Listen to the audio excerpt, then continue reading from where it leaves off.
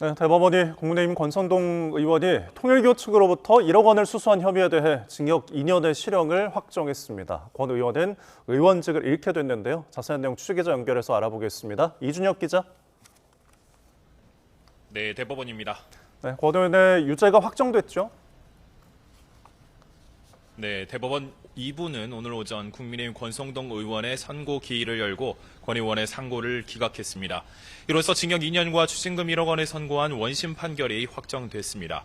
재판부는 원심의 자유심증주의의 한계를 벗어나거나 법리 오해나 판단 누락 등으로 판결에 영향을 끼친 잘못이 없다고 판단했습니다.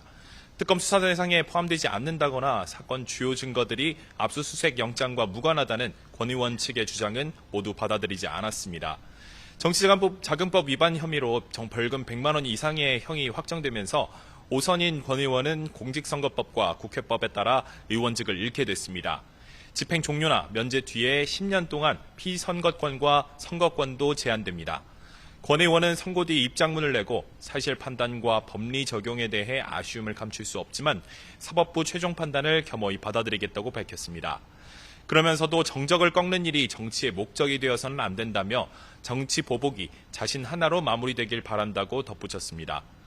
권 의원은 지난 2022년 1월 서울 여의도의 한 중식당에서 윤영호 전 통일교 세계본부장으로부터 교단 지원 청탁과 함께 1억 원을 받은 혐의로 기소됐습니다.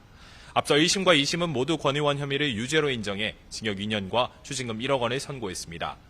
대법원은 지난 9일 윤 전 본부장에게 징역 1년 6개월을 선고하며 권 의원에게 1억 원을 건넨 혐의를 유죄로 인정하기도 했습니다.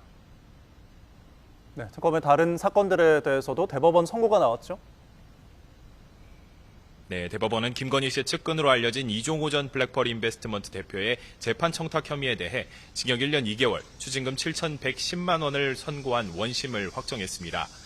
이 전 대표는 도이치모터스 주가 조작 사건 주포인 이정필 씨에게 집행유예를 받게 해주겠다고 하고 또 다른 사건 수사를 무마해주겠다는 조건으로 8천만여 원을 챙긴 혐의로 기소됐습니다.